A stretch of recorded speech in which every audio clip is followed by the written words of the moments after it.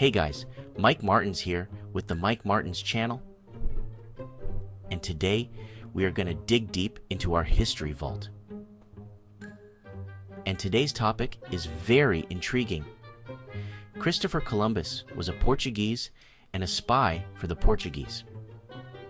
If you haven't checked out our previous documentary about the Templar cross and the formation of the Order of Christ, I urge you to check it out. As we try to discover why Portuguese history is rapidly being erased from mainstream history. What did the Portuguese really know, and why is it such a big secret? Let's find out.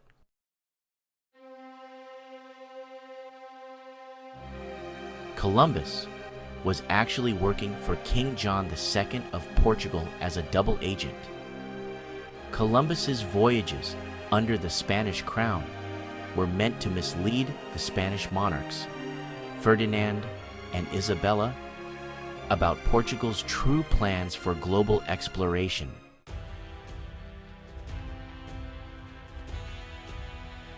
Portuguese maritime dominance. By the time of Columbus, Portugal had already established itself as a major maritime power, exploring the coast of Nova Scotia, Canada. Nova Scotia is Portuguese for New Scotland. They mapped out most of Africa and opened sea routes to Asia. The Portuguese had perfected techniques in navigation and exploration. Columbus was sent to mislead Spain into looking westward, while Portugal secured more strategic routes around Africa.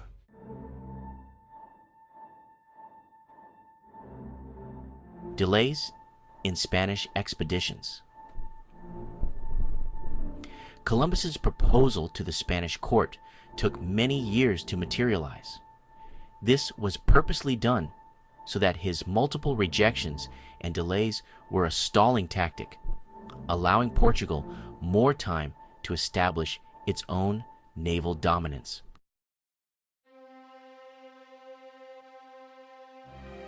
Misdirected exploration.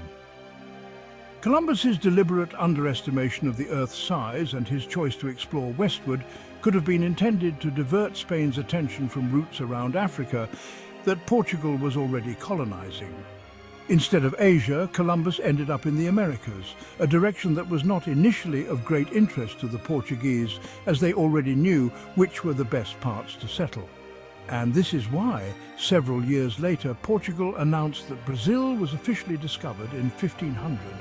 Then a fleet commanded by Portuguese diplomat Pedro Álvares Cabral landed in Porto Seguro to announce its findings, between Salvador and Rio de Janeiro.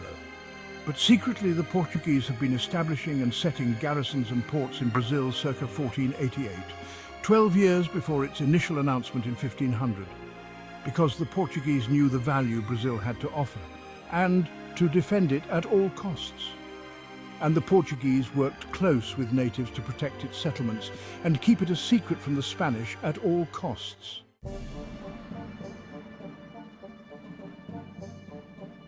Now, let's get back to Columbus. The name change, Columbo to Colon. Another piece of the puzzle involves Columbus's name.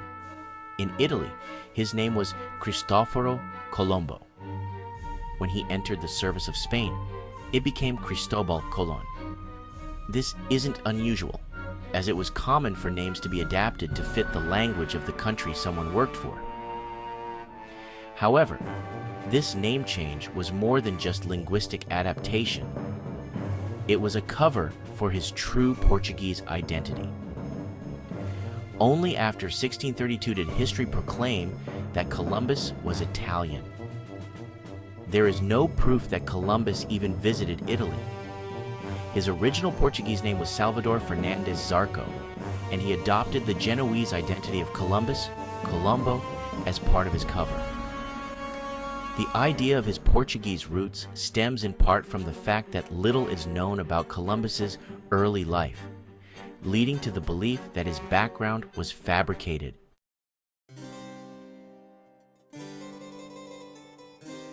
Portuguese connections in Columbus's life. Marriage into a Portuguese family.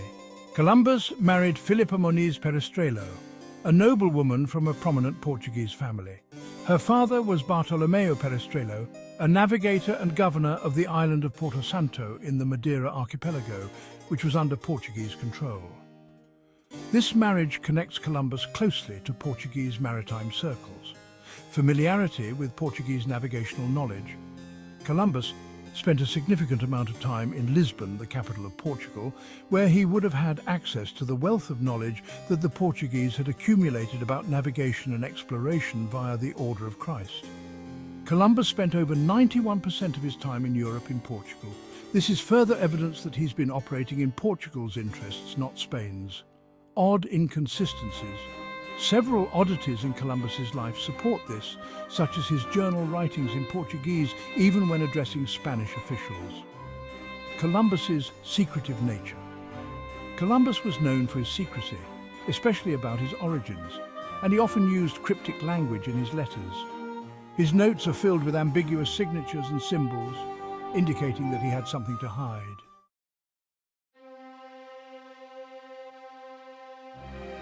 Why Columbus informed the King of Portugal before leaving. Though Columbus sailed for Spain as a spy, he notified King John II of Portugal before embarking on his first voyage in 1492. There are several reasons for this. Diplomatic protocol. Columbus was aware that his planned voyage would take him into waters that Portugal considered within its sphere of influence under the earlier Treaty of Alcáçovas in 1479, which had divided the Atlantic and African exploration zones between Spain and Portugal. Columbus, being a spy for Portugal, wanted to avoid potential conflict with other Portuguese ships that didn't know of the secret mission which could lead him to danger. But specific symbols were mounted on his ships so that if he was spotted by other Portuguese ships, they would know not to open fire. Columbus's venture couldn't fail, or his relations with Spain would sour.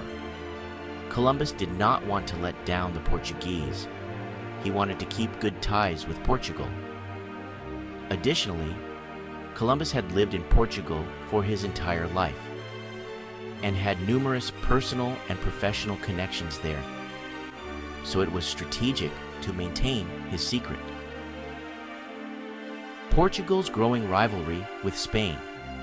At this time, tensions were rising between Spain and Portugal over exploration rights, which would later culminate in the Treaty of Tordesillas in 1494, where Pope Alexander VI divided the world between Spain and Portugal.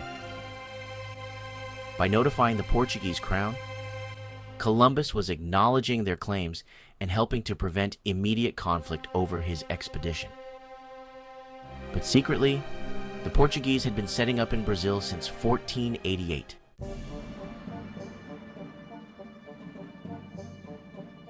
Now let's double back to the secret discovery of Nova Scotia.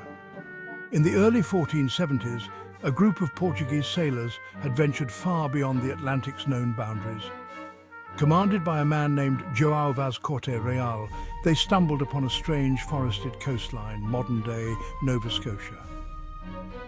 The existence of this new landmass was carefully guarded by the Portuguese Crown, seen as a potential bargaining chip in the competitive world of exploration. If Spain or other rivals knew about these lands, the delicate balance of power in Europe could be shattered. As Corte Real's discovery was kept under wraps, King John II devised a cunning plan. He knew Spain, under Ferdinand and Isabella, was eager to rival Portugal's maritime dominance. King John needed to buy time to secure Portugal's route to India via the east, around Africa. What better way to mislead the Spanish than to feed them misinformation?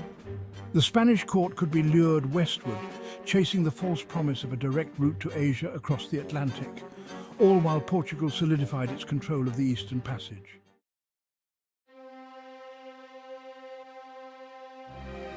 Fast forward to 1492. The Spanish court takes the bait. It took years of persuasion, but in 1492, Ferdinand and Isabella finally agreed to sponsor Columbus's westward expedition. By this time, Spain had recently concluded the Reconquista, reclaiming Granada from the Moors. With their treasury replenished and national pride soaring, the Spanish monarchs were eager to rival Portugal's maritime dominance. Columbus's proposal seemed perfect. A bold new route to the riches of Asia that would make Spain the wealthiest nation in Europe. Little did Ferdinand and Isabella know that the man they entrusted with their fortunes was steering them far from their true goal.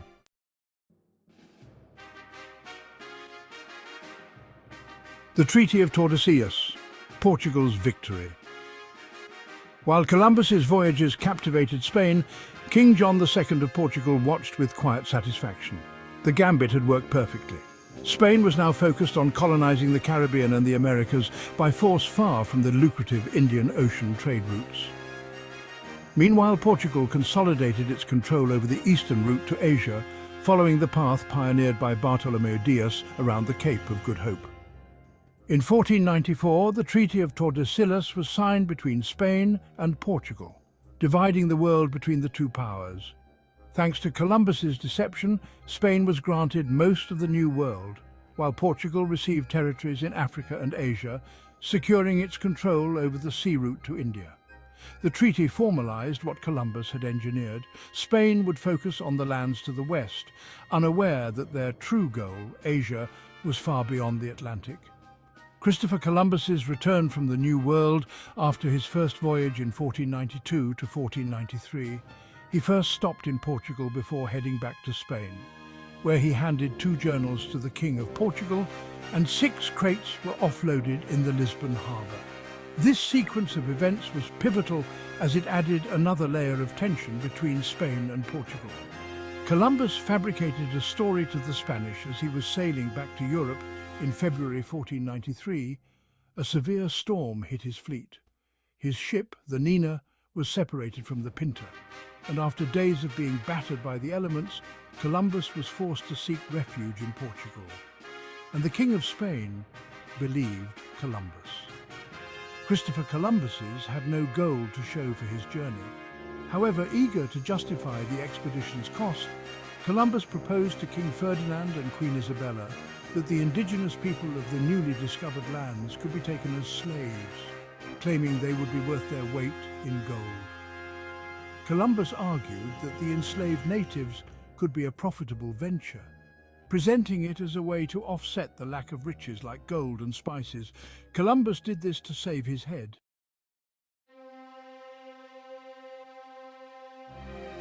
The final deception. As Columbus's health began to decline, he still maintained his double identity. Though officially serving Spain, his loyalty to Portugal never wavered. He took the secret of the earlier Portuguese discoveries to his grave, allowing the myth of his Genoese origin and Spanish loyalty to endure in the annals of history. But history is a labyrinth of truths and lies.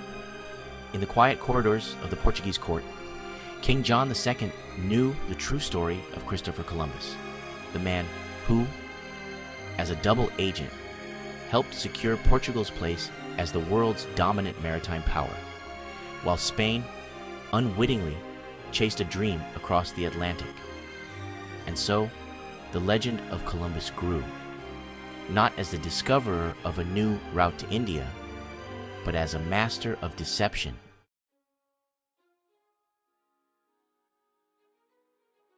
Thank you everyone for watching as we search for the truth via old texts and manuscripts hidden from today's narrative.